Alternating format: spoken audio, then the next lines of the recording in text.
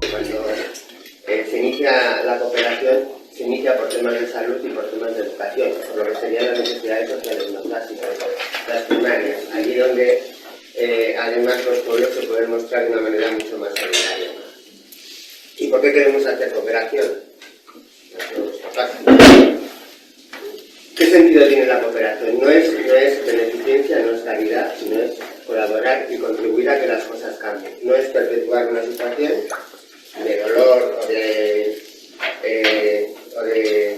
una situación de precariedad, sino que eso cambie. Si lo que estamos haciendo vemos que no cambian las cosas, sino que la perpetúan, es que no lo estamos haciendo bien. Estaremos circunstancialmente pues salvando vidas, que es muy importante, pues estaremos consiguiendo que la cosa no empeore, que también es muy importante. Pero el objetivo último siempre es transformar, es que esa situación migre a otra situación distinta y que veamos que la presencia nuestra y de la gente que financia, como la cooperación externa, tiene un resultado. O sea, que se vea que ha cambiado algo y que ha mejorado, ¿no? Yo pertenezco a una organización que es Medicsundi, que tiene ya este año, cumple 60 años, o sea, tiene un recorrido muy importante, nace, es de las primeras organizaciones que nacen en España con el tema de la cooperación, y nace en un contexto, en los años 60, pues aquí teníamos una dictadura y donde el tema de ayudar a otros países cuando España estaba en precario, pues no era nada sencillo. Pero bueno, siempre ha habido gente muy motivada y gente que, pues como siempre se ha dicho, ¿no? Un poco avanzada a su tiempo, ¿no? Que ha querido contribuir, a pesar de la precariedad, a que las cosas mejoren en otros sitios, porque siempre miramos para atrás y vemos cosas que están peor que las nuestras, ¿no? Y eso es lo que nos tiene que motivar, que nos tiene que implicar hacia adelante, llevar hacia adelante. Desde Medicsundi, pues queremos en un modelo de desarrollo, eso, que ponga en el centro a las personas, es nuestro objetivo, y que respete los límites del planeta, es decir, el lugar donde habita, no da igual el país que sea.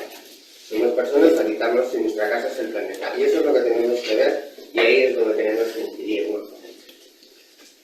Apostamos siempre por la defensa de lo público. Es decir, ha habido una época en los años 60, 70 sobre todo, es verdad que en ciertos contextos como países africanos, donde los estados pues, bueno, no eran muy reconocidos, de alguna manera no te quedaba otra que cooperar en contextos donde las iniciativas solían ser privadas, entre comillas. Privadas me refiero a que están en manos de las iglesias, incluso de organizaciones no gubernamentales. Nosotros hemos llegado a tener 23 hospitales en África. En estos momentos ya no tenemos ninguno, el objetivo era transferirlos, que sean los propios países y los sistemas públicos quienes gobiernen y quienes se hagan cargo de los mismos. Entonces nuestras intervenciones siempre se basan, y creemos que tiene que ser así, en lo público. Lo mismo que defendemos aquí, defendemos allí. No creemos en un sistema donde la parte privada sea la que predomina. Es verdad que a veces no te queda otra. En ciertos contextos, pues eso, pues no puedes sino apostar. Y en estos casos normalmente sí lo hacemos con colaboraciones con las iglesias. De toda índole. Cuando digo iglesias, me refiero a todo el margen que hay muchas. Y yo he estado 4 años por ahí en África y la verdad es que jamás pensé que había tantas congregaciones y tantas iglesias. Pero está muy bien. Y luego defendemos eso, políticas que respondan a los desafíos que en este caso os habrá contado la Agenda de Desarrollo Sostenible, los ODS, pues han identificado como prioritarias. Y nosotros siempre decimos que son 3, que es el tema de la pobreza, en todas sus dimensiones, el tema de la desigualdad, que es lo que más me preocupa, porque a veces nos lo decimos con indicadores que dicen, no, pues este país está bien. Países como Perú, Costa Rica, que os habrán comentado, no, pues son países que tienen un índice de desarrollo muy alto y tal. Lo que pasa es que las bolsas de pobreza, como sucede en España, que hay al interior, son tremendas. Entonces, en esos casos, se justifica las bolsas de pobreza que hay, como sucede en España también, las bolsas de desigualdad, son muy importantes. Entonces, es ahí donde intervenimos. Y luego el tema de la sostenibilidad. Lo que hagamos, tenemos que pensar que tiene que mantenerse en el tiempo, tiene que ser sostenible. No sirve de nada intervenir ahí, que de repente tengo una subvención con muchos fondos y tal, y hago un macro centro de salud o un macro hospital, lo dejo allí, llave en mano, lo entrego, y luego, claro, el país cómo lo gasto. O sea, tenemos que analizar primero cuál es el impacto que puede tener, y luego si eso es sostenible, si eso se puede mantener. Habréis oído que si no llega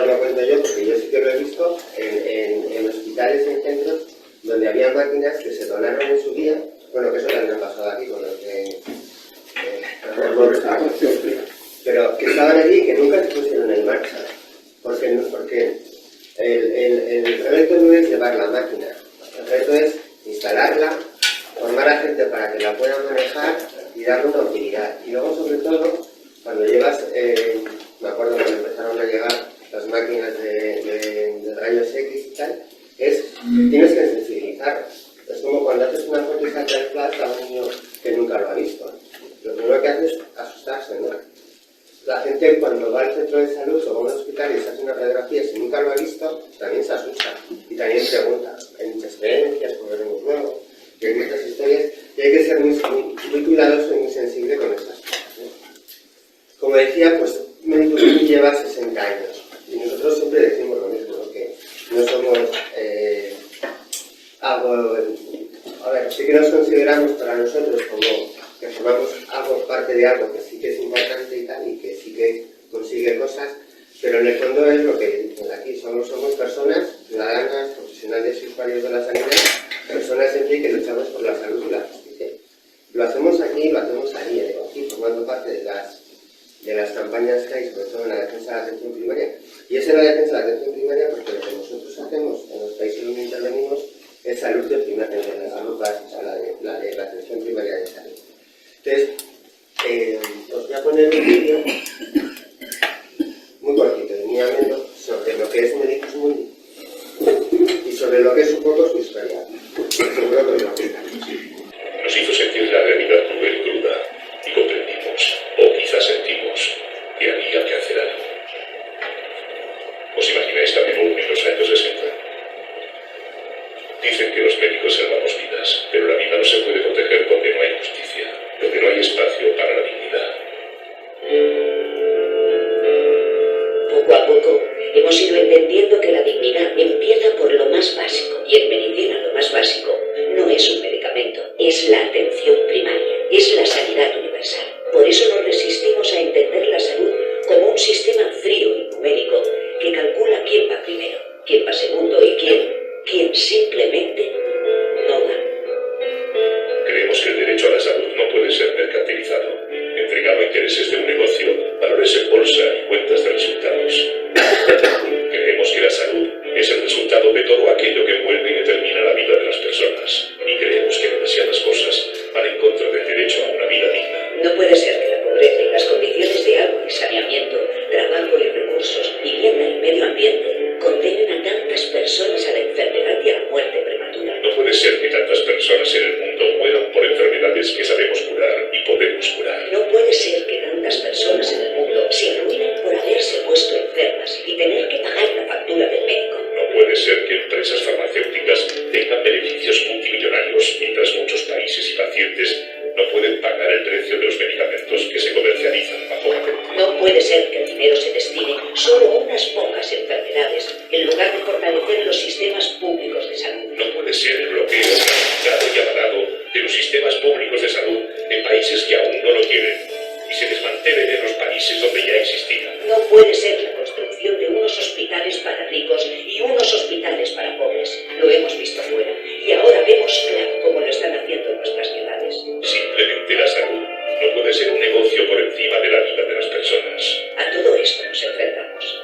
Y solo somos personas, ciudadanas, médicos, enfermeras, farmacéuticas, usuarias de la sanidad y personas en pie que creemos en la salud y en la justicia.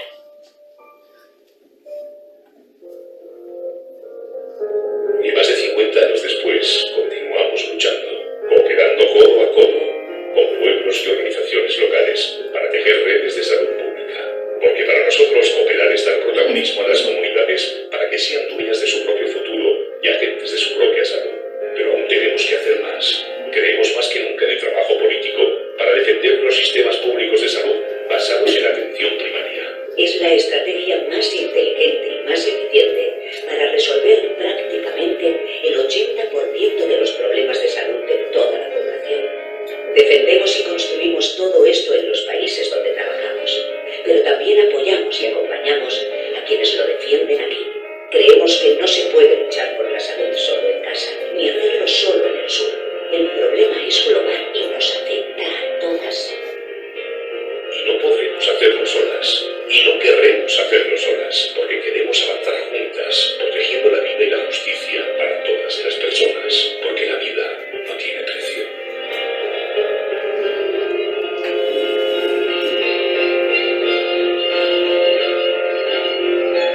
una pregunta. Sí, desde el punto de vista de médico móvil, ¿qué relación hay entre salud y pobreza? ¿Qué indicadores? ¿Y cuál es la causa y cuál es el efecto? Y se une también a la desigualdad. ¿Qué relación hay entre salud y pobreza? Yo te hago otra pregunta. ¿Una persona enferma puede producir?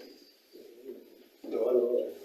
Pero desde vuestra vivencia, vuestra experiencia, ¿qué habéis visto? Pues la relación es directa. Para poder avanzar y poder producir y poder sentirse uno útil, tiene que estar sano. Si una persona no está sana, y me refiero sano, y sano, lo veremos ahora, no me refiero a que haya ausencia de enfermedad, sino a que viva en un entorno saludable además. Sin eso, las sociedades no prosperan. O sea, la relación es fundamental. Entonces, cuando estás en un contexto de pobreza y de miseria, tú puedes estar sano, pero si no vives en un entorno saludable, acabarás enfermando. Y al mismo tiempo, pues acabarás empobrecido y formarás parte de lo que desgraciadamente sucede, de sociedades muy pobres y muy empobrecidas, que son sociedades enfermas por el hecho de ser pobres. Entonces, la relación es fundamental. Yo le digo, no pensemos en personas, no pensemos en enfermedad, ¿vale? Sino pensemos en entorno, o sea, pensemos en salud, que es distinto. Es decir, hay mucho debate con el tema de la salud ahora aquí, ¿no? El tema de la privatización y de estas cosas. El sistema que tenemos en España, y creo que por aquí, profesionales de la salud, si lo saben mejor que yo, se basa en prevenir la enfermedad. O sea, no ataca la enfermedad, sino lo que quiere es evitar que las personas se enfermen. Y esa es la clave. El otro modelo, el modelo, sobre todo el modelo americano, un modelo que tiene especialistas muy buenos en curar enfermedades, y lo que quiere es, o sea, ese modelo para funcionar necesita gente enferma. A más gente enferma, más negocio hay para el mercado. Sin embargo, una sociedad donde se trabaje la prevención no es negocio para el mercado. Entonces, esto te da pistas de qué es lo que está pasando ahora mismo en España, por ejemplo, en algunas comunidades autónomas. Una sociedad enferma es rentable para el mercado. Una sociedad sana es productiva, pero no es rentable para el mercado. ¿Y el papel de los laboratorios? ¿Se destaca alguna Luego lo comentamos también. Ha salido en el vídeo. Sí, esa es el vídeo lo que traslada es, Médicos Mundi surge en los años 60 y su primer proyecto es en Cancún, en un contexto donde era una cooperación que era asistencial, es decir, enviábamos médicos, iban pidiendo a los laboratorios cosas para llevarse a los proyectos, iban en barcos, en contenedores, y médicos que se pedían excedencias o que podían permitirse el estar un año fuera, pues, pero para llegar a Cancún se quedaban 2 meses de viaje de ida y los tantos de vuelta. Y el tema, por ejemplo, claro, dices, ¿cómo sucede que vayan a Camerún a cooperar y demás? La única forma que había de establecer esa vinculación y esa relación era, o bien porque hubiera algún familiar que fuera misionero, y la única mecánica de conocimiento de las realidades eran las misiones, eran las cartas que se recibían, y a través de esas cartas se montaba toda una historia para conseguir, pues eso, acabar llevando un arroyo medicalizado o acabar enviando pues, personal a un centro de salud a poder hacer una cooperación que era puramente asistencial. Desde ese momento, años 60, hasta el momento de hoy, ha evolucionado muchísimo la cooperación.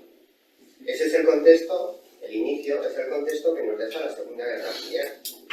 Y el procedimiento y el tema de la descolonización. Es decir, en los años 50 se produce la descolonización de muchos países africanos que quedan en situación muy precaria. Y para mantener los vínculos entre los países colonizadores y los países africanos descolonizados, la cooperación utiliza ese vínculo, esa relación. Pero bueno, eso ¿Y la educación? En ese campo, la pobreza. La presentación y luego preguntamos. Sobre la salud, volvemos a la salud. Bueno, en ese contexto de Segunda Guerra Mundial que decíamos, aparte de crear las Naciones Unidas y todos estos organismos e instituciones, se crea también la Declaración de los Derechos Humanos.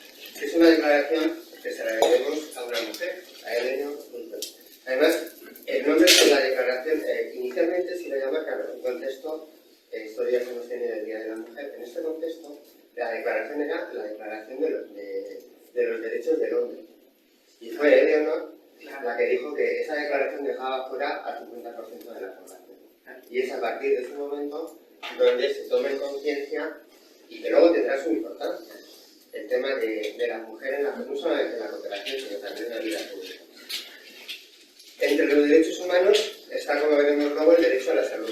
Sobre el tema de los derechos humanos, porque yo creo que ya os han comentado algunas cosas, simplemente recordar seis principios, ¿no?, que tienen que ver con el tema de los derechos humanos. Que, por cierto, Eduardo Galeano escrito mucho sobre ellos.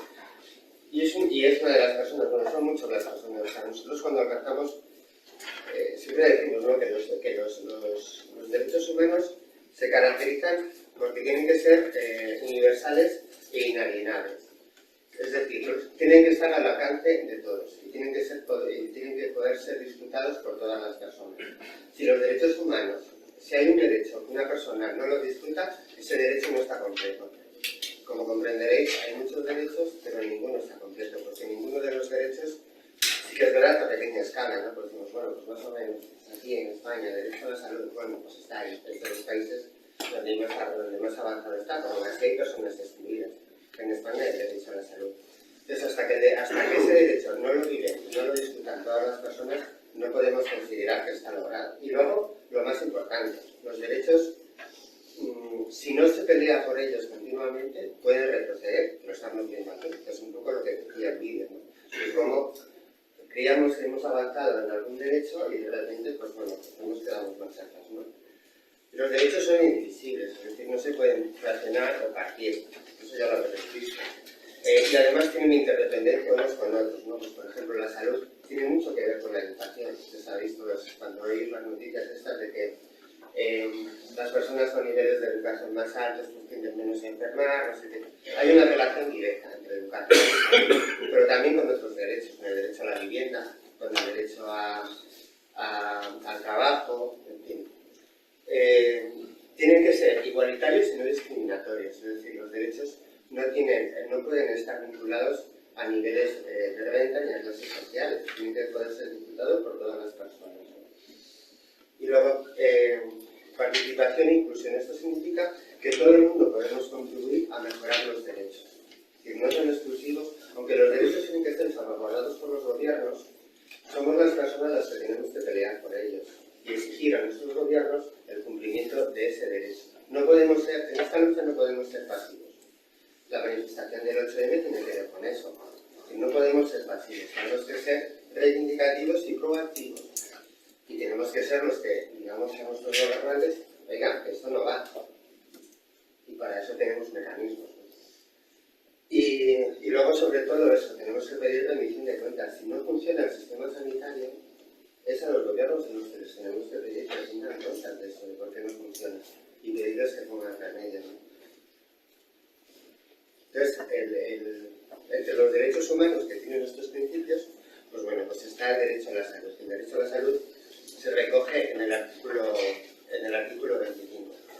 Y la Declaración Universal de los Derechos Humanos sobre la salud dice que toda persona tiene derecho a un nivel de vida adecuado que le asegure, así como a su familia, la salud y el bienestar. Y en especial la alimentación, el vestido, la vivienda, la asistencia médica y los servicios sociales necesarios. Tiene asimismo derecho a los seguros en caso de desempleo, enfermedad, invalidez, viudez, vejez y otros casos de pérdida de sus medios de subsistencia por circunstancias independientes de su voluntad. Si veis la definición, no habla de personas enfermas. No pensemos en enfermedad cuando hablamos de salud. Pensemos en estas salud. Además, no tiene que ver solo con la enfermedad física. La definición ya de por sí, y estamos hablando de los años 50, año 48, cuando se hace la Carta de los Derechos, ya incluye lo que luego veremos un poco más adelante cuando veamos otro concepto que es el de salud global, ya incluye todo el tema de los determinantes sociales de la salud, es decir, de aquello que hace que una persona pueda estar sano, o pueda estar mejor, o pueda estar peor. Pero claro, aquí esto es un curso de cooperación, ¿no? Y el derecho a la salud tenemos que ver cuál es su significado, ¿no? en el ámbito de la cooperación internacional sanitaria. No es lo mismo afrontar los problemas de salud del gobierno, como puede pasar aquí, pues en la Junta de Extremadura y el sistema de salud aquí en Extremadura, o el gobierno de España, mi querida, que cuando eres una ONG o eres un sistema de cooperación, un organismo internacional, una agente española de cooperación y demás, y colabora en mejorar la salud de estos países. Es decir, la gobernanza de la salud es del país, la tiene el ministerio, sea mejor, sea peor, tenga más recursos, tenga menos recursos. O sea, la gobernanza, como nosotros conseguimos la salud, porque les decía, nosotros siempre defendemos y colaboramos en los sistemas públicos, en lo público. Entonces, la forma de colaborar en salud es presentándote al Ministerio de Salud y vas a colaborar y establecer acuerdos con ellos para ver cuál es su estrategia de salud y dónde puedes colaborar y contribuir. Bueno, ¿y en qué problemas? Si vas a Bolivia, pues en el problema boliviano te podrá gustar más o menos, porque está más de acuerdo o no. A ver, dentro de unos contextos. Nosotros lo que sí que consideramos es que el sistema que tenemos que contribuir y colaborar es el de la universalidad de la salud, el acceso a la salud para todos y todas. Entonces, siempre que eso, pero para llegar ahí hay muchos caminos, se puede hacer de diferentes formas. El gobierno boliviano lo hace de una manera, el guatemalteco lo hace de otra y el de Mozambique lo hace de otra. Contribuimos con ellos, porque decía, una cosa muy importante es la sostenibilidad. Una vez que nosotros intervenimos en un proyecto de salud, pensar que lo que hacemos más o menos es coger y sacar del sistema, pues normalmente es a nivel de distrito, pues es un hospital de primer nivel, con 4 o 5 centros de salud que flotan en torno a ese sistema, e intervenimos ahí, pues porque los centros están que se caen, porque hay que equiparlos, porque hay que hacer capacitaciones al personal, porque hay que redimensionar las instalaciones y todo lo que es la gestión de atención primaria en los lugares y demás. Entonces se interviene. Igual estás 3 años interviniendo ahí, mejora, pero luego lo tienes que devolver al sistema para que eso sea sostenible. Entonces, si no involucramos a la autoridad sanitaria, claro, eso pues lo que habéis visto en documentales, ¿no? Macrohospitales de 500 camas abandonados. Claro, porque eso si no es sostenible, los países... Claro, y tienes que ver en qué contexto estás interviniendo. O por ejemplo, también lo hemos visto, ¿no? O sea, anécdotas no podemos contar muchas. Me acuerdo una vez, hace no mucho, que nos llamaron de Mali porque a alguien se le había ocurrido pues, hacer un hospital estupendo y maravilloso con telemedicina en una zona que era propensa al tema de las tormentas de arena. Y claro, si haces telemedicina y hay tormentas de arena, ¿qué sucede? Las antenas de recepción no hay. Primero que tengas conexión y segundo que si tienes conexión y te pilla en ese momento, pues imagínate lo que pasa. Bueno, en la cooperación dice la gente que a veces ha habido, o sea, es verdad que esto ya va mejorando, pero a veces lo llamamos no sé, son como Quijotes, ¿no? Dice, gente iluminada que consigue dinero, que tiene dinero y que dice, pues voy a dejar aquí mi huella. Eso ya no se hacen las cosas así. Hay que planificarlas con la autoridad sanitaria, que ellos saben perfectamente qué necesitan y dónde lo necesitan, habitualmente. Entonces estamos en eso, ¿no? ¿Cómo cooperamos en salud? Y aquí tenemos que de nuevo ver qué se entiende por salud. Que tiene mucho que ver, que esa ya hemos evolucionado y hemos pasado a la definición que da la Organización Mundial de la Salud, que es un poco quien gobierna la salud a nivel mundial, o quien debería gobernarlo. Aunque ya hemos visto que tiene muchos a raíz del tema de la pandemia, y visto que ha sido como muy cuestionada y explicada. Pregunta, ¿qué despliegue tiene el médico mundial a nivel mundial de voluntarios, de médicos voluntarios? Cada vez menos, porque es lo que decía, a ver, y ese es un tema que normalmente cuando pues estamos con temas de formación en universidades de medicina, en enfermería, Yo siempre les pregunto, digo, ¿cuántos de vosotros quiere ser cooperante o cree que va a ser cooperante? La gente, digo, pues olvidaros, ninguno. Cada vez menos, salvo para los temas humanitarios. A ver, cuando el modelo de los años 60 sí tenías que enviar médicos porque no había médicos formados en estos países, pero no podemos pretender sustituir la mano de trabajo, es decir, hay médicos formados y si no, lo que hacemos es ir a formarlos, pero no sustituimos a los médicos. Sí enviamos gente para formaciones, que son periódicos, a lo mejor son formaciones de 2 meses para nosotros en nuestro ámbito, que es el tema de la atención primaria, pues cirugía menor, para el tema de, por ejemplo, cesáreas, para el tema de hernias, no sé qué tal, que es la cirugía que hay en un hospital rural, y hacer las formaciones en las capacitaciones y te vienes. Gestión hospitalaria también, o sea, gente experta de aquí que llevamos pues, para ver cómo tiene que funcionar el centro, tema de, por ejemplo, que son problemas muy frecuentes dentro de lo que es el nivel central de enseñanza. La cobertura de stock de medicamentos, pues también, para ver cómo se planifica, cómo se organiza dentro del sistema y tal, esas cosas así, pero lo que es operar no. Además hay otra cuestión. Es verdad que dices, pues si yo conozco médicos que han ido y han estado interviniendo, claro, pero es que pensemos que en África aproximadamente el 60% de la sanidad es privada, está en manos de organizaciones, de iglesias, de empresas, y ahí mandan ellos. O sea, si quieren contratarte como médico, como sucede aquí, te contratan, van, intervienes. Pero dentro de lo público te exigen el currículum de la persona y tal.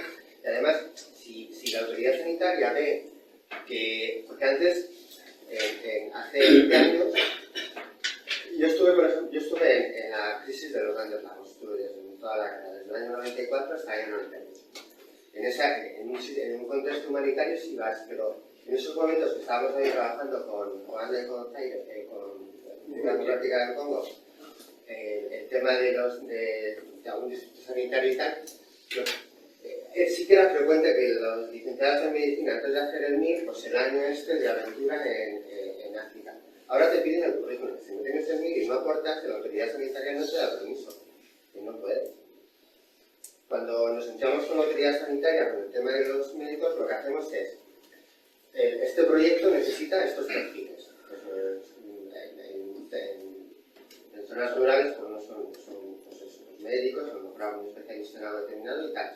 Y el país nos dice, pues te lo puedo poner o no. En el caso de que no puedan, porque no tenga suficientes perfiles de esas características, es cuando nosotros buscamos. Y de acuerdo con ellos, enviamos. Pero si el país te lo tiene y te lo pones, nosotros no ponemos personal. Lo único que solemos tener ahora son, el perfil más habitual es el de administrador. ¿Por qué? Porque trabajamos con subvenciones públicas, si da una subvención la Agencia Extremeña de Cooperación, yo le tengo que justificar a la Agencia Extremeña de Cooperación. Necesito gente que controle y sepa cómo justificar dinero que es de España y que se está gastando en Marruecos o en El Salvador. Entonces, la figura ahora mismo que más se utiliza por parte de las organizaciones no es la de que se llama coordinador, porque en realidad es un administrador. Alguien que pueda rendir cuentas de la subvención que tengo otorgada. Y los otros perfiles se negocian siempre con el país. Ahora bien, iglesias, algunas ONGs todavía, consultoras, tal, que tienen circuito privado de salud en muchos países, claro, pueden admitir, y sobre todo también, por ejemplo, ONGs, sobre todo anglosajonas, que las ONGs tenemos una pelea con ellos en el tema de salud. Normalmente, claro, nosotros reproducimos el modelo que tenemos en España, es que cuando proponemos una apuesta en salud a un país, tiene que ver con la universalidad, con el tema de atención primaria, con prevenir la enfermedad y tal. El modelo y las ONGs americanas, que tienen mucho más dinero que nosotros, el modelo que proponen es el de paquete básico, es decir, el que tienen ellos. Negocian con el país 10, 15 enfermedades que van a tratar. Y el resto, si no tienes seguro, olvídate. Y esa es la pelea que tenemos. Por eso a veces estos países dicen que la cooperación nos genera cierta tensión. Porque claro, trabajan con ONGs que son americanas, con ONGs que son españolas, con el concepto de aseguramiento básico, con el concepto de universalidad de la salud. Cualquier universalidad. ¿Tenemos dinero para eso? No. Pues entonces al final, como los periodos legislativos son tan cortos y también sucede como aquí, que los asientos se mueven mucho, pues ya generamos esa tensión. Pero lo que sí que hay es incidencia en esto, en cuál es la definición de salud. ¿Vale? En esto, ¿por qué? Porque es una definición que viene de la Organización Mundial de la Salud, que rige la salud a nivel mundial y que de alguna manera, pues bueno, les convence. Cuando a nosotros nos preguntan cuál es la enfermedad que más nos preocupa cuando estamos por ahí, siempre decimos que la principal enfermedad que hay en la humanidad es la inequidad. La inequidad en salud es el problema más importante que hay y es el que habría que resolver. Porque resolviendo los problemas de inequidad te atacas todas las enfermedades. Pues bueno, la definición de la OMS es muy amplia y habla de estados de salud, o sea, de estar sanos. No nos centremos en la enfermedad, ¿no? Y lo que decía, la inequidad se ha convertido en la lacra con la que demasiada frecuencia condenamos a las personas más vulnerables a la enfermedad. ¿Qué es otro de los problemas? A pesar de que esa definición es de la OMS, pensemos que en muchos contextos, sobre todo, por ejemplo, bueno, para que lo conozcáis, creo que luego tenéis, algunos de vosotros vais a ir luego a Colombia. En Colombia hay poblaciones indígenas también, ¿no? No sé si tenéis ocasión de verlas o no, pero en América Latina es muy frecuente el tema de poblaciones indígenas y sabéis que el tema de la medicina tradicional tiene mucho peso y de hecho cuando trabajamos, nosotros por ejemplo en Guatemala o en Bolivia, siempre trabajamos las dos dimensiones, la medicina tradicional y la que conocemos aquí.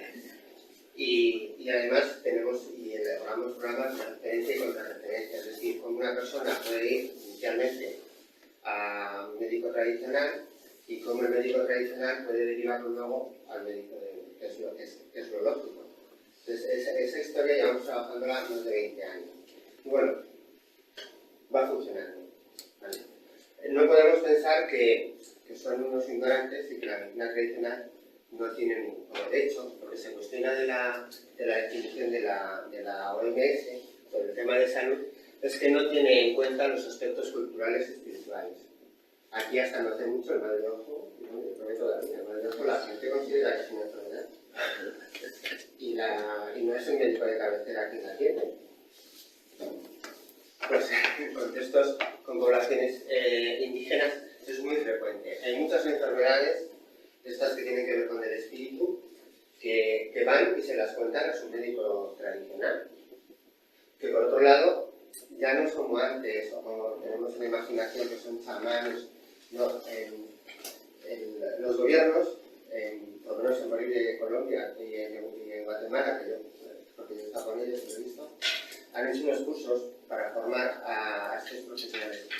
A ver, tienen sus conocimientos, pero por ejemplo temas de higiene, temas sobre todo también de identificar cuándo tienen que hacer la referencia al médico, digamos,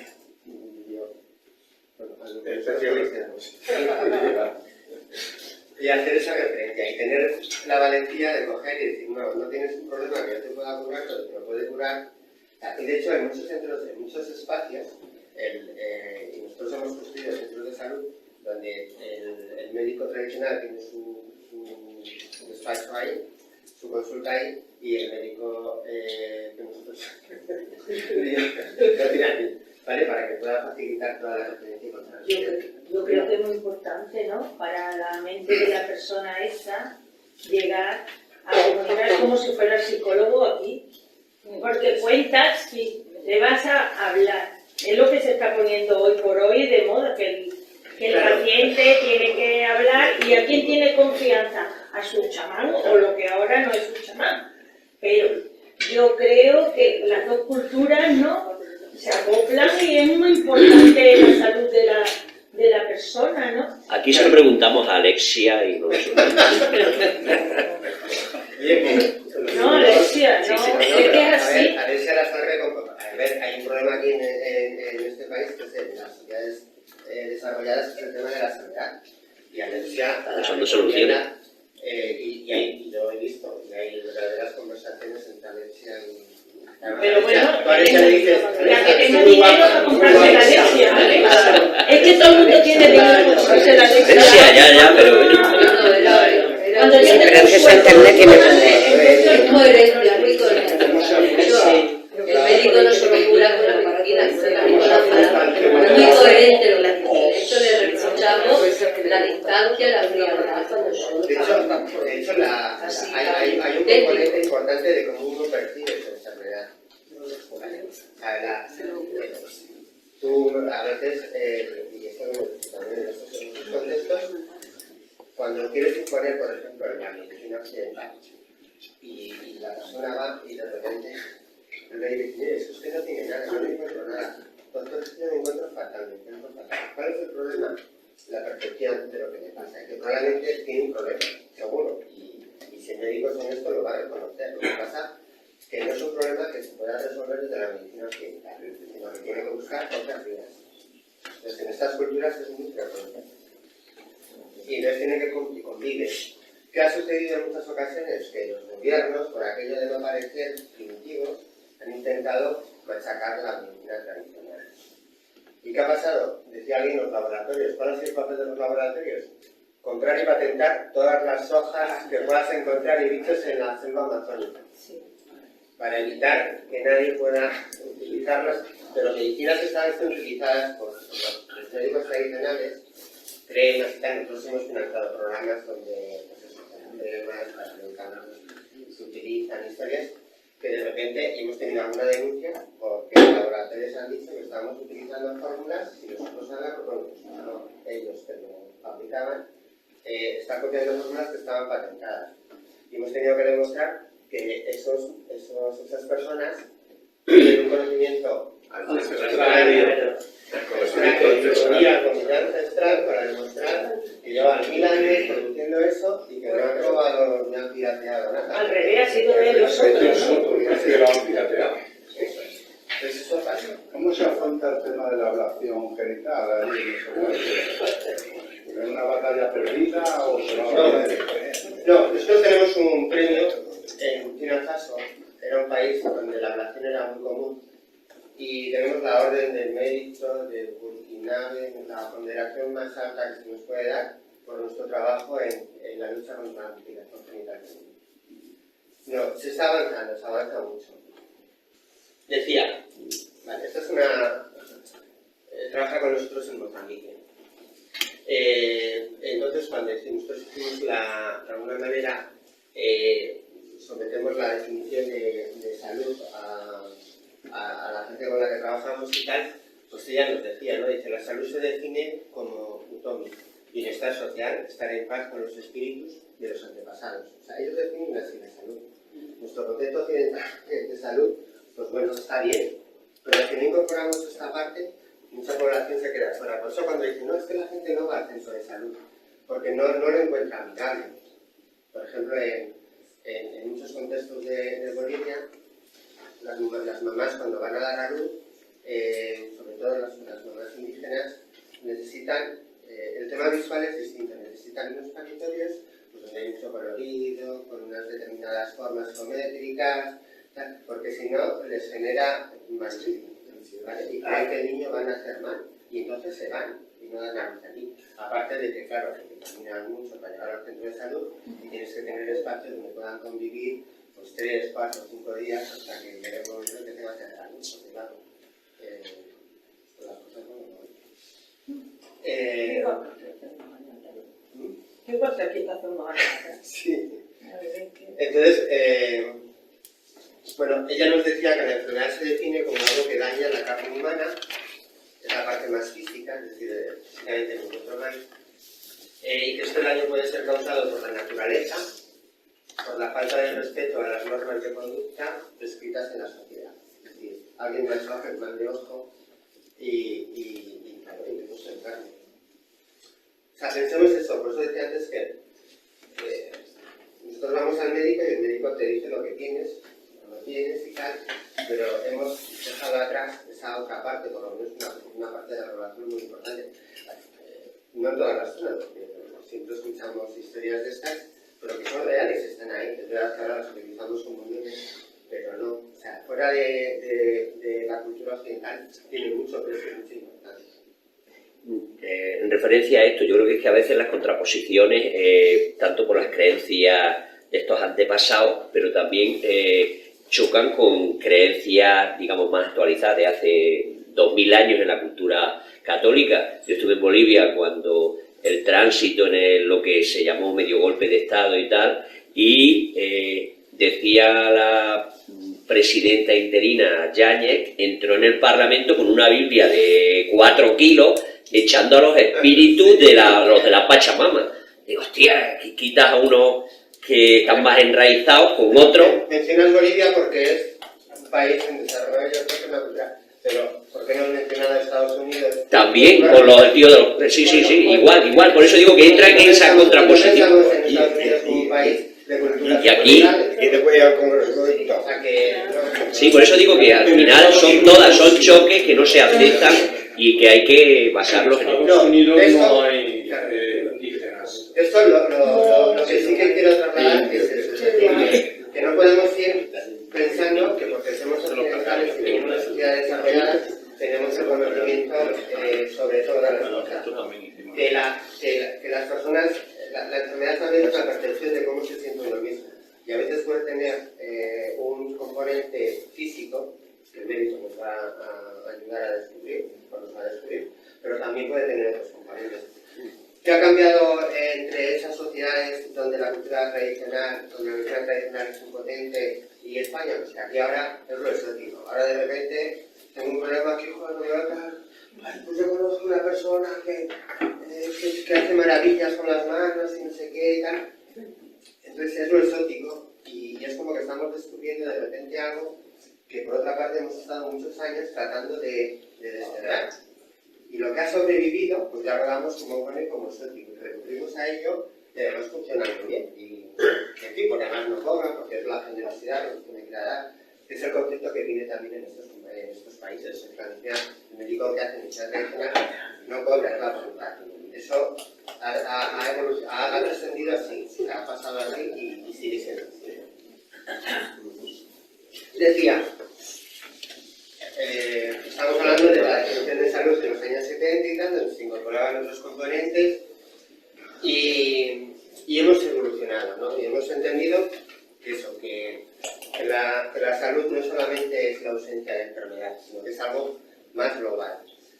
Y en este más global es donde se está incorporando ya, bueno, lleva ya tiempo, de hecho se incorporó en los años 80, lo que pasa es que es como Guadiana, desaparece luego y tal, y ha vuelto a aparecer con mucha fuerza, sobre todo a raíz del tema de los grandes acuerdos entre países para el tema de los objetivos del milenio y los objetivos de desarrollo sostenible y también con el tema de la pandemia, el concepto de salud global. ¿Vale? Y la salud global se define como los problemas de salud, desafíos y acciones que trascienden las fronteras nacionales. Es decir, la enfermedad, lo hemos visto con la pandemia, no tiene fronteras. Y ya lo sabíamos de antes. O sea, pensar que la primera pandemia a la que podemos tener y la que podemos referir probablemente sea la del SIDA, pero también la de ébola. Son las dos principales pandemias. La de ébola en el año 76, pero en los primeros casos que se descubre precisamente en la República Democrática del Congo, junto al río Ébola, es la primera documentación que hay, y luego ha habido diferentes brotes. Los últimos, si hemos tenido aquí mucho conocimiento de ébola en el año 14, cuando la chica esta... Bueno, cuando murió el sacerdote. Claro, entonces, eso ha existido antes. Sí. Hasta que no nos trae la enfermedad a la puerta, no tomamos conciencia de eso. ¿Española, perdón? Sí, es una pandemia. Que no era española. Pero no eres Sí, yo sé que no era española, Pero sí. no lo cargaron. Ahora, no se puede decir brazo gitano y no se puede decir gripe española. Ah, ¿no? No sé. Peyorativo. Perdón. Pues sí. Pero se sabe que... Entonces, el concepto de salud global implica también una influencia recíproca entre los asuntos sanitarios y las relaciones internacionales. Es decir, se necesitan grandes acuerdos, por ejemplo, el visto con la pandemia, ha tenido que haber grandes acuerdos entre países para poder gestionar el problema de salud que había en el mundo, ¿no? El tema de los acuerdos entre países. Lo primero que ha habido ha sido la bronca con el tema de cuándo se declara la pandemia, ¿no? Luego se involucra el abordaje desde una perspectiva más amplia y completa, implica el esfuerzo de los gobiernos y otras organizaciones para producirla, garantizarla con un bien público global. Sabéis que existe el tema de los bienes públicos globales, aunque no están muy reconocidos, es un tema que desde las organizaciones estudiamos mucho, porque consideramos que hay cosas que no le pertenecen a nadie, sino que su expansión beneficiaría a toda la humanidad. Y uno de ellos es el tema de la salud, al igual que el tema de el tema del planeta, el tema de los polos, en fin, hay muchos puntos que van más por ahí, ¿no?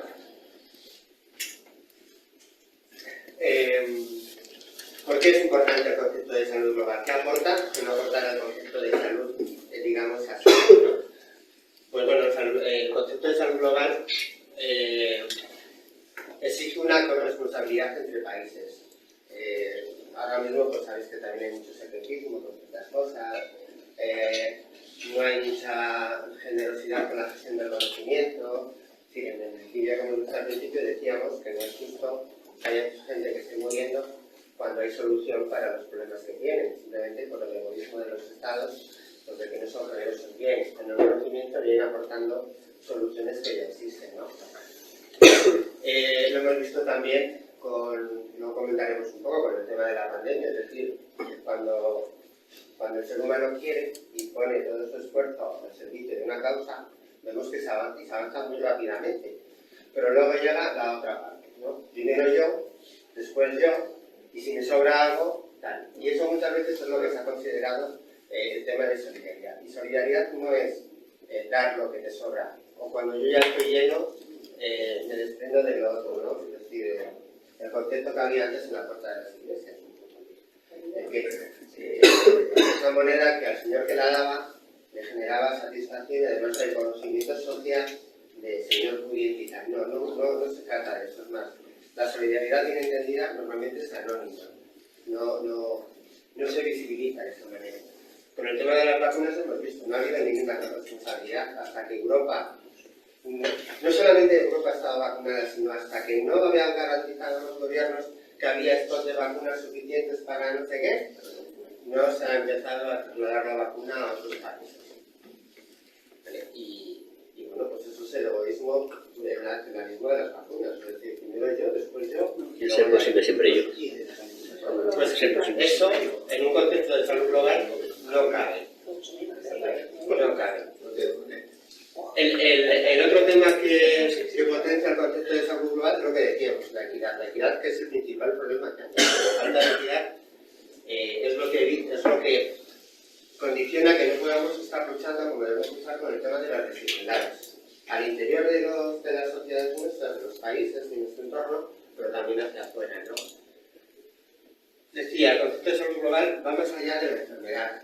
Tiene en cuenta el entorno, lo que se llaman los determinantes sociales de la salud, pero también los determinantes económicos de la salud, como lo veremos luego.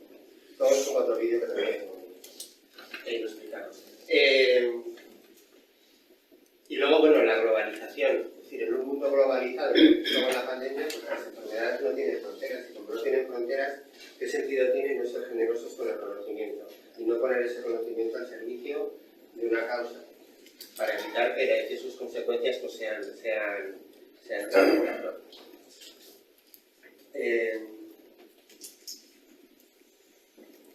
Porque además hay otra cuestión, y es que salud global es igual a justicia global. En estos momentos en el mundo el gasto social, el gasto en salud, supone aproximadamente el 10% del PIB mundial. Esto es bastante, ¿no? La carga de inequidad en la salud global en las 2 últimas décadas está entre 18 y 19 millones de muertes evitables por falta de equidad. Es decir, mueren aproximadamente en el mundo 19 millones de personas.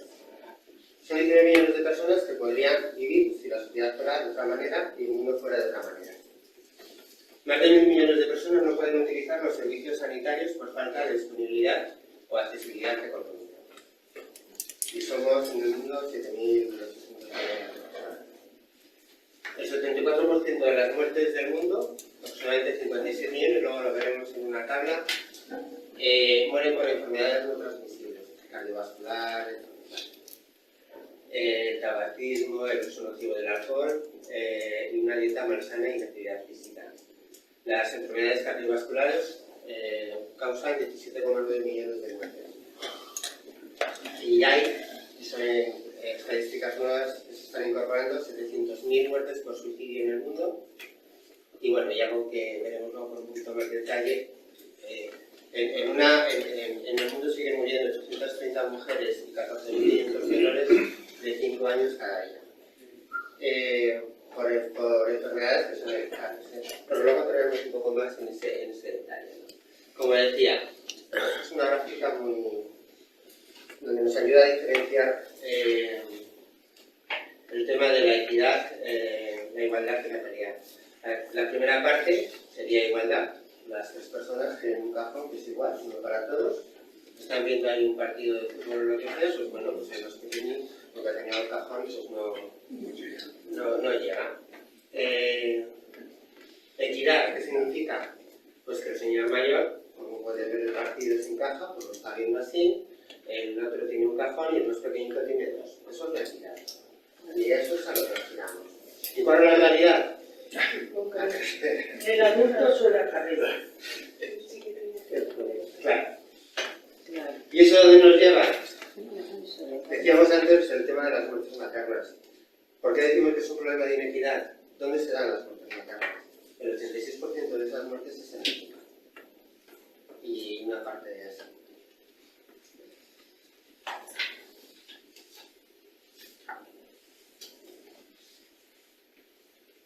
Esto es una gráfica que a mí me gusta bastante, ¿no? Cuando hablamos de cuál es la pendiente de la salud, que tiene que ver con lo que estamos viendo ahora, ¿no?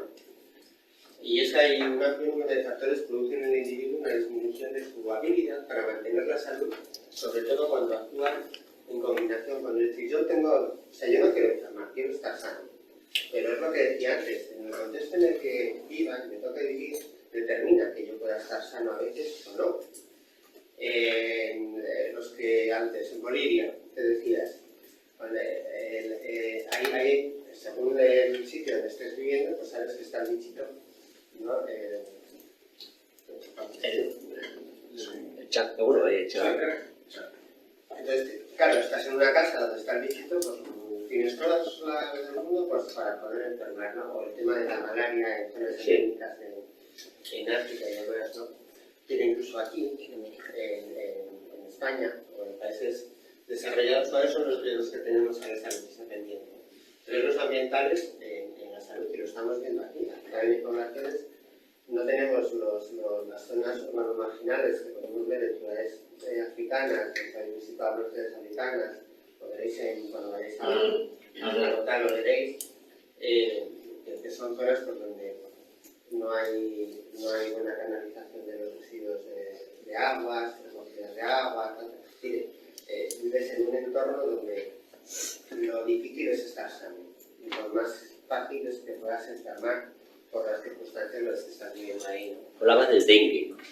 El dengue, el Zika o hay otro bicho que es.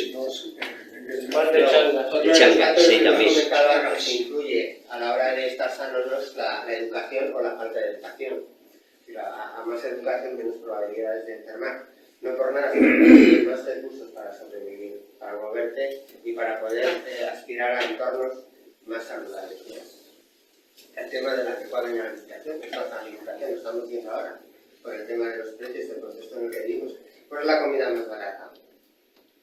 De grasa, saturada y de todo lo demás. La precocinada, la que viene empaquetada y viene con aditivos y muchos Yo haría más. Yo creo que la comida precocida es más fácil, inmediata, pero no es más barata, es mucho más cara. Sí. Sí, porque si yo compro 1 kilo de carne puedo hacer más hamburguesas que si me compro 2 ya preparadas. Ya, pero eso no lo sabe mucha gente. Claro. La falta de tiempo. Sí, lo saben. Es que soy del pueblo. Se fomenta otra cosa. El tema de las dietas es importante. Nosotros también estamos en una campaña que es por una alimentación saludable. Estamos ahí con la Asociación de Padres padres y madres y demás, por el tema de la publicidad infantil. O sea, claro, una de las cosas que nosotros estamos recabando y que tenemos que con esto es que la industria alimentaria no pueda emitir anuncios sobre ciertos productos alimentarios que son nocivos en horas donde los niños están viendo la tele, porque al final, cuando acompañáis a los niños al súper, lo que cogen es lo que... Claro, entonces, eso es muy importante para ellos y nosotros estuvimos trabajando en una ley que aprobó el Consejo de Ministros, pero que está bloqueada, porque el lobby de la industria alimentaria en este país es muy poderoso. Por eso aquí no se hace lo que están haciendo en Italia. Tomando en cuenta esto que acabas de citar, hay una cuestión que es muy importante y es la responsabilidad que tienen las grandes empresas que se dedican a la producción y comercialización de alimentos. No sé si conoces el caso de México, cuando en el 2020 se hizo el etiquetado de todos los productos para tratar de impedir el proceso de obesidad tan patológico. País primero fue Chile. El caso que te comento es el siguiente. Cuando México lo hizo, el gobierno suizo y Nestlé le pusieron una denuncia a través de la Organización Mundial del Comercio, tratando de impedir que esos productos se etiquetaran de esa forma, cuando Nestlé se comprobó que a los productos que se producían en México les ponían mucho más cantidad de azúcar que los que se producían en Suiza. Por tanto, esa ética por parte de las empresas, que nosotros como consumidores deberíamos de asumir como tal, porque nosotros tenemos un poder que desafortunadamente no ejercemos. Entonces, cuando sabes que Nestlé está produciendo sus productos con una cantidad de azúcar que es nociva para una población, simple y sencillamente por un puro gesto económico, porque ganan dinero con ello, y en sus países de origen no están produciendo con eso porque la legislación de su país se lo prohíbe, y sin embargo, cuando el país toma... No, que es más restrictiva la que tenemos aquí. Cuando el país toma una medida restrictiva respecto al consumo de esos productos, le ponen una denuncia a través de una organización mundial. Y todos los demás países, ¿qué hacen al respecto? Conozco el caso, teníamos un acto justo en el Congreso de los Diputados para sensibilizar sobre estos temas, es decir, al Congreso, el tema del etiquetado por colores, por el tema del analfabetismo, del etiquetado. Es decir, entender el etiquetado de un producto no es sencillo, tienes que hacer un máster con la carrera de la aplicación. Hay un sistema de que funciona, no presente los semáforos, es el que es muy sencillo y es visual, y tú sabes si estás comprando algo que es sano o no. Que aquí no conseguimos avanzar por el tema de la industria. Pero el tema de la inadecuada alimentación también lo traigo por otro motivo, porque muchos saben, uno de los grandes problemas, y este año está siendo muy poderoso, y tiene que ver con el tema de la guerra, de la guerra de Ucrania y con otros temas, es el de la malnutrición infantil, que es un tema que trabajamos mucho. ¿Cuál es y qué tiene que ver con el con una falta de alimentación y con una inadecuada alimentación? ¿Cuál es el problema? Que en muchos casos, en muchos contextos, la alimentación es monoteca, son 3 o 4 productos, tienen mucho de eso, pero no hay variedad. Y entonces, claro, es muy frecuente que los niños pues, a veces se enfermen. En el caso más conocido aquí, yo creo que todos tenemos en imaginario el tema de Cuba, ¿no? Con el tema del cerdo, el tema del tabaco, el tema del whisky, y era en la cartilla, yo trabajo en Cuba, y en la cartilla que les entregaban a la gente incluía tabaco, perdón, carne de pollo y anillas. Esos eran los 4 temas, los 4 productos que iban a recoger cuando les daban. Bueno, nosotros, por ejemplo, una de las cosas que incorporamos es en torno a los centros de salud y en torno a los hospitales de primer nivel, trabajamos con las mamás el tema de una huerta colectiva, una cooperativa de mujeres. Les ayudamos a que se organicen para que puedan cultivar en los espacios que son del centro de salud, que son del hospital, productos sobre todo pues, de la huerta. Para que puedan coger y tener una dieta más variada para sus niños y para ellas mismas. Porque el problema es que al final están todo el tiempo comiendo las judías, el pollo y cuando hay suerte la cabra. No hay mucha variedad en las zonas rurales. Entonces, bueno, pues tienes que trabajar también el tema de la alimentación, que tiene esas vertientes. Claro, aquí cuando hablamos de la adecuada alimentación, todo el mundo piensa en la hamburguesa.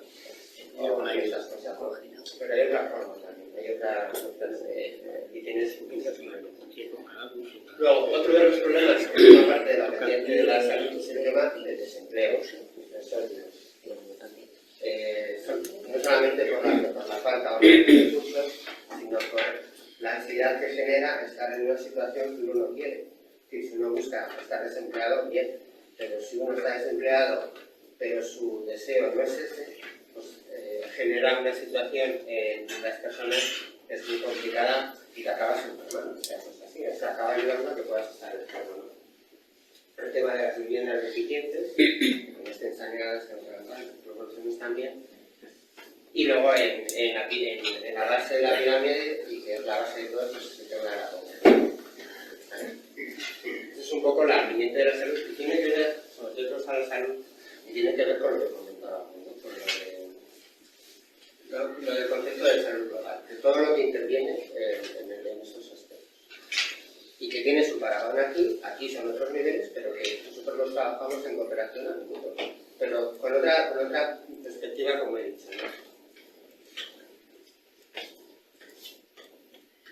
Y lo que comentaba, esto es también otra forma de reproducir el tema de la salud global con el tema de los determinantes de la salud y la visibilidad. Si veis, en la parte central, en la parte roja, es donde tendríamos los factores relativos a las personas.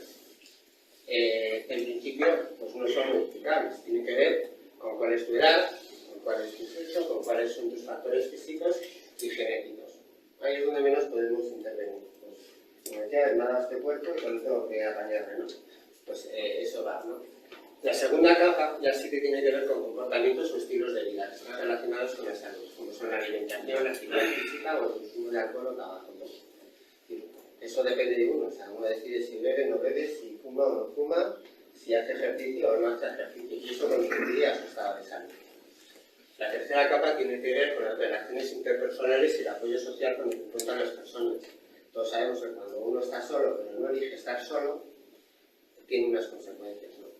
O cuando uno carece de... O sea, somos muchos animales de compañía, y necesitamos la compañía normalmente.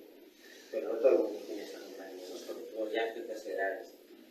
La cuarta etapa incluye aspectos como las condiciones de vida, trabajo, el acceso a bienes y servicios básicos, como el sistema sanitario, ¿no? Hay dos factores ahí. El trabajo que cada uno tiene influye en su estado de salud. Si me gusta mi trabajo o no, pues tengo que estar picando piedra a las 3 de la tarde en el mes de junio aquí en Mérida, ¿no? Evidentemente afecta a la salud. Y luego el que tenga, ¿no?, un sistema de salud al que pueda acceder, que sea universal, que sea accesible y al que pueda recibir. Y luego ya la quinta esfera sería las nuestras condiciones socioeconómicas, culturales y medioambientales más generales. Bueno, eso es lo que se determina la pirámide de la salud. Y esto, que está muy pensado para sociedades como la nuestra, también tiene su parangón cuando hablamos en cooperación. Es decir, todo esto es mutable, transformable a cualquier país. Varía, y el enfoque varía, pero es lo mismo. Tenemos que tener en cuenta, cuando intervenimos en un proyecto de salud y cooperación, tenemos que tener en cuenta esto. Y de hecho, por ejemplo, cuando vamos a identificar una identificación en un proyecto de cooperación, y no es el contexto, un hospital rural, y tiene, su entorno tiene 4 o 5 centros de salud distribuidos pues, a unos kilómetros, un radio de 25 kilómetros a la redonda, más o menos.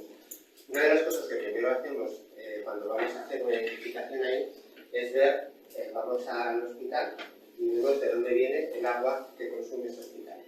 Y tienes que hacer todo el recorrido de las aguas y demás. ¿Por qué? Porque aguas en mal estado pues, generan muchas enfermedades, sobre todo gastrointestinales. Entonces, a veces, interviniendo simplemente en el canal del agua, en la canalización de ese agua, mejorando la canalización de ese agua, mejoran la salud de muchas personas. Por eso decimos, en el anuncio, en el vídeo que hemos visto antes, decíamos que el medicamento no es lo principal.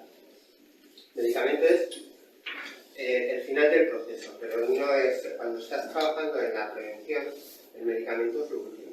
No, tienes que intervenir primero en otras cuestiones, como puede ser eso. ¿Cuál es la calidad del agua que tiene en el centro, el tema del material, las formaciones, por ejemplo, y capacitaciones en temas de higiene, que son fundamentales. a la hora de que un centro funcione en condiciones. Pues esas cosas son las que solemos mirar. Y ahora vamos a ver si consigo poner este vídeo. Es un vídeo donde vais a ver, creo, he recogido un poco, pero mucho más bonito y mejor explicado, el concepto de salud global y los determinantes de la salud. Es un tema que utilizamos nosotros mucho también para buscarlo.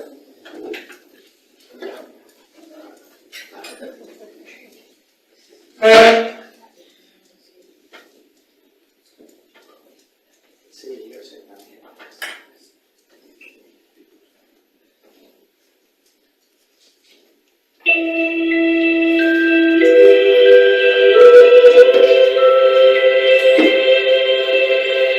La pandemia del COVID-19 nos ha recordado que las enfermedades no tienen fronteras y pueden afectar a todo el planeta. Por eso, necesitamos colaboración internacional y respuestas globales y participativas, porque la salud es un derecho humano y los gobiernos deben garantizarla a todas las personas, sobre todo a las más vulnerables. En Medicus Mundi trabajamos por la salud global, para que todas las personas, en todo el mundo, puedan disfrutar del más alto nivel posible de salud física, mental y social, y para que desaparezcan las desigualdades injustas y evitables.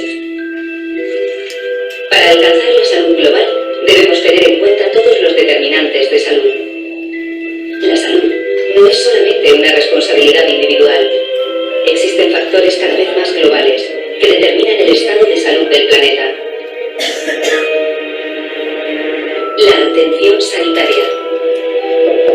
Un acceso igualitario y universal debería ser el objetivo prioritario cuando hablamos de salud global. Sin embargo, el mayor problema al que nos enfrentamos es el acceso desigual a los servicios. En Medicus Mundi creemos necesaria una reflexión profunda sobre la atención primaria de salud. Porque la atención primaria no solo soluciona la mayor parte de nuestros problemas de salud, es, además, el espacio en el que las personas participamos activamente para construir políticas globales, de abajo a arriba.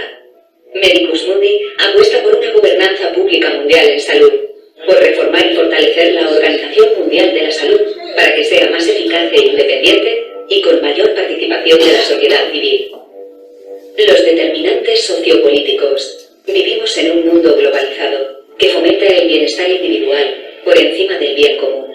La enorme desigualdad de género hace a las mujeres más vulnerables en todos los ámbitos que influyen en la salud. Además, están infrarrepresentadas en las discusiones sobre las prioridades mundiales en salud global. Las desigualdades de clase social, edad, etnia y territorio también determinan en gran medida los niveles de salud. Desde Medicus Mundi abogamos por una sociedad más inclusiva, donde el género y el resto de las perspectivas estén siempre presentes.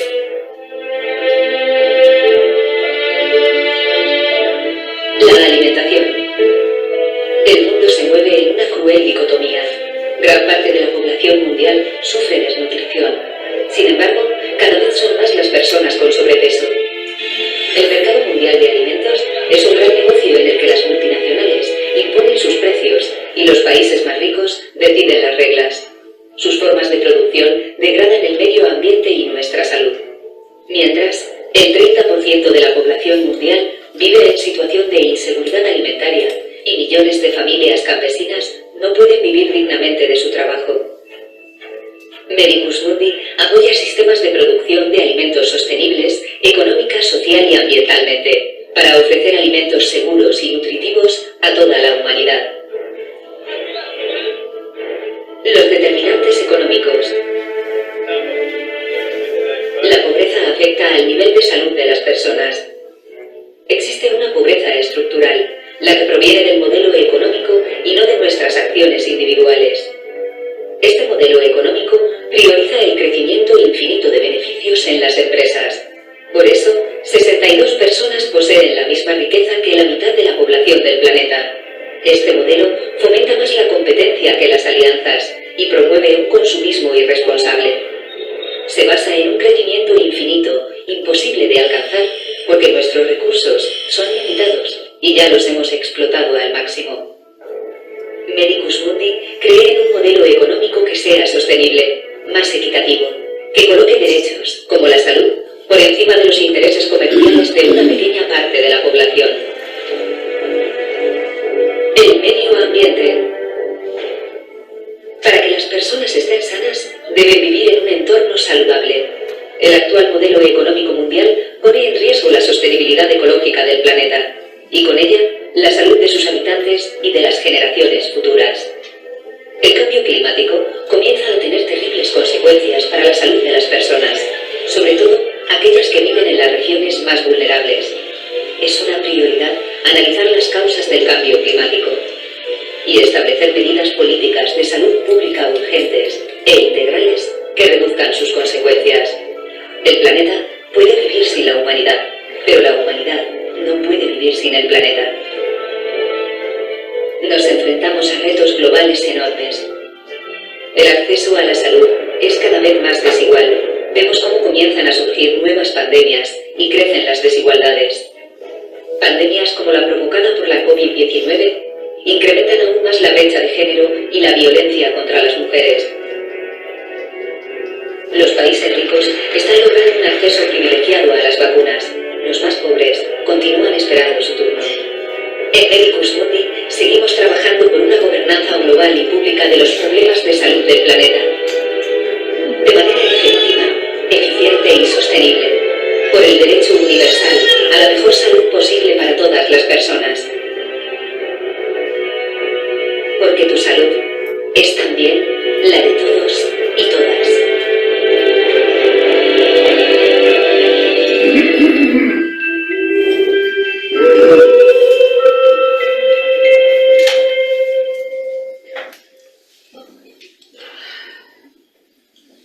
Mirad este vestido. ¿A qué hora adivináis dónde lo he comprado? Pues nada, me Venga. importa la Profesor, nos quedan como 10 minutos hasta el descanso. ¿Podríamos conocer cómo es el escenario actual de la cooperación en salud? Es decir, los actores, qué es lo que se está haciendo. Por lo menos, porque yo no lo tengo nada claro. Hasta el momento. Tiene que ver con eso. Vale. Hemos estado viendo ahora cuáles son los problemas y cómo conseguimos y qué tenemos que tener en cuenta para poder hacer intervenciones. Hemos estado viendo pequeñas pinceladas, pero lo que tenemos que analizar, y quiero proponeros ahora una reflexión colectiva, es que desde vuestro punto de vista y con lo que sabéis, conocéis y demás, ¿cuáles consideráis que son los principales desafíos que amenazan la salud mundial en la década de década? Es decir, ¿crees que apostar por financiar proyectos de salud en cooperación,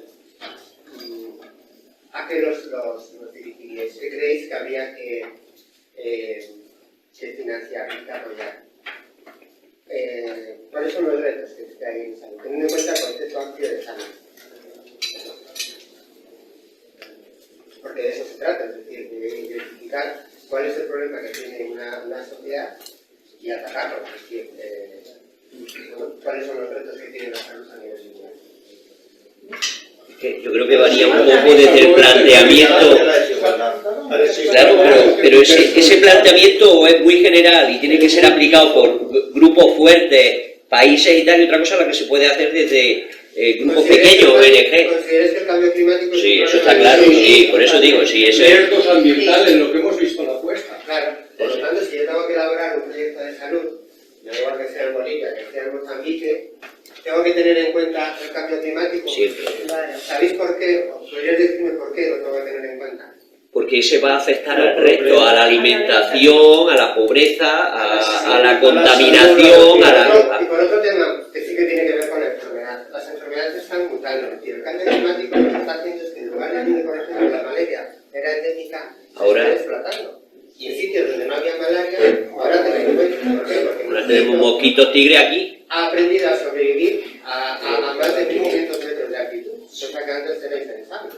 Entonces, el mapa de las enfermedades endémicas está mutando y tiene que ver con el cambio climático. Entonces, una de las cosas que tenemos que hacer es ver cómo va a mutar y poder anticiparnos a cómo va a mutar en un contexto determinado, en un territorio determinado, las enfermedades endémicas que hay. Entonces, el cambio climático, además, para nosotros, la crisis climática claramente de salud. Entonces tenemos que anticiparlos.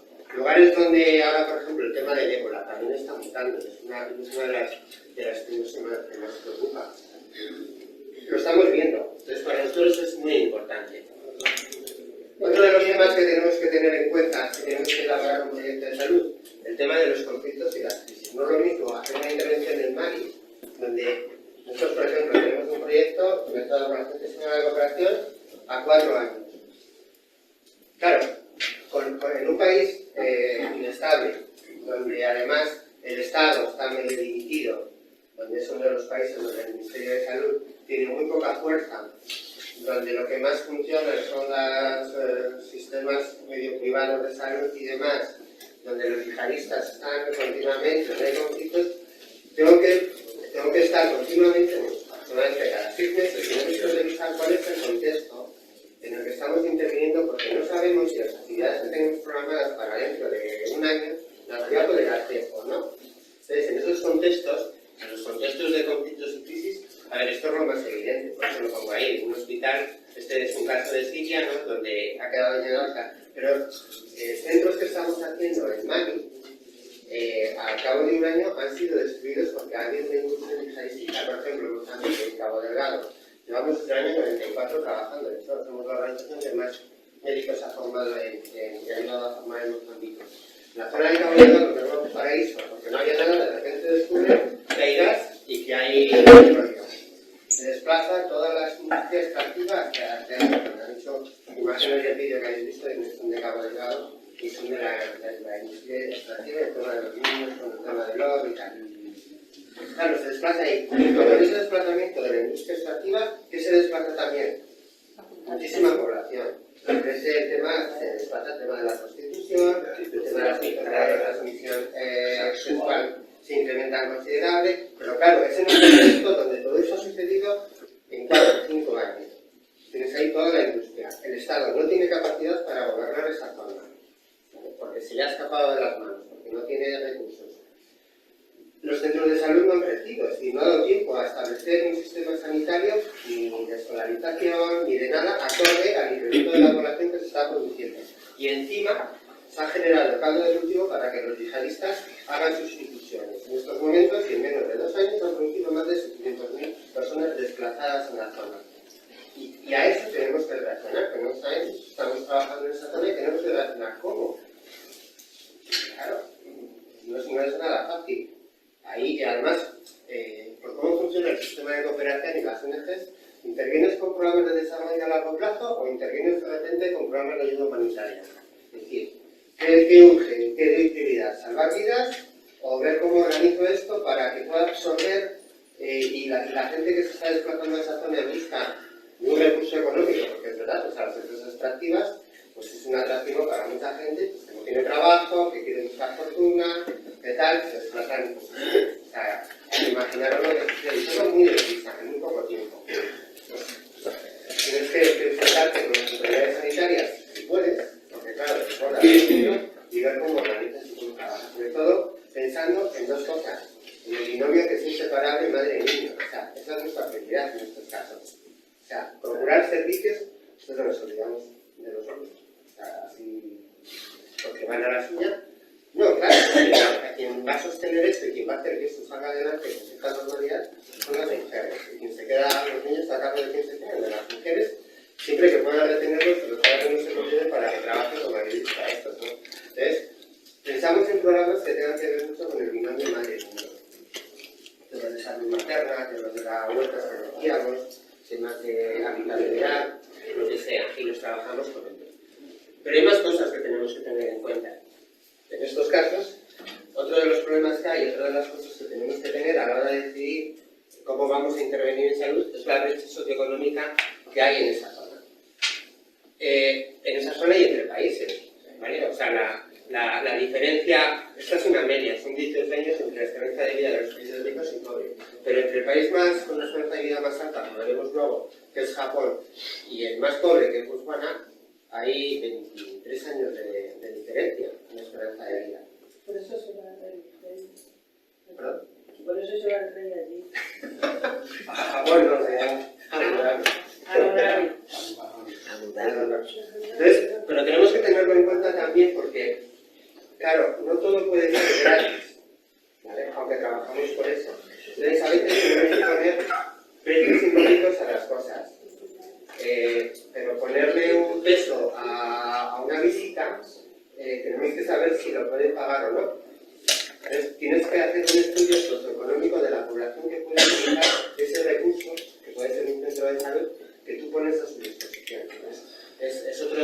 ¿Aceptáis cabras y conejos como pago? No, pero hay veces que con las cooperativas que comentaba antes, que ayudamos a crear en torno a centros hospitalarios o a centros de salud, lo aportan las mujeres. Aportan la cabra para el tema de la leche o de los quesos, o aportan semillas, o aportan mano de obra, pues no depende. Ellas se organizan y nos organiza una cooperativa. No, la cabra, pero la Marta, la enfermedad de las cabras, no... Eso no. A cogerla. Y luego está el tema de, tenemos que tener en cuenta el tema de los medicamentos. El tema de los medicamentos lo tenemos que negociar con la unidad central, con el Ministerio de Salud a nivel central. ¿Por qué? Porque ellos tienen sus propios acuerdos con los países para poder importar los medicamentos en base, o sea, no se importa todo, no somos aquí, que hay una hepatitis no sé qué tal y pagamos 2 millones, pues no. O sea, se analiza cuáles son las principales enfermedades o de qué enferma la gente en el país y se trata de cubrir esa necesidad de salud que hay en base a los medicamentos. La primera opción siempre es el medicamento genérico y la segunda opción siempre es el medicamento esencial.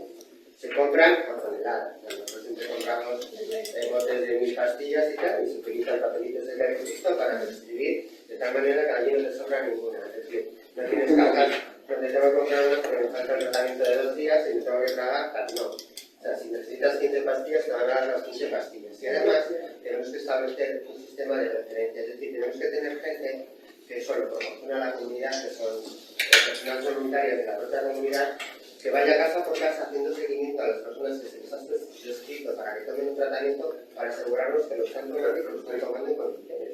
Pensar que estamos trabajando con personas que son analfabetas y que entonces no están habituadas a este tipo de situaciones. Entonces tiene que haber alguien que se interese si se ha tomado la medicación o no, cuánta le queda, comprobar que realmente se la está tomando, en fin.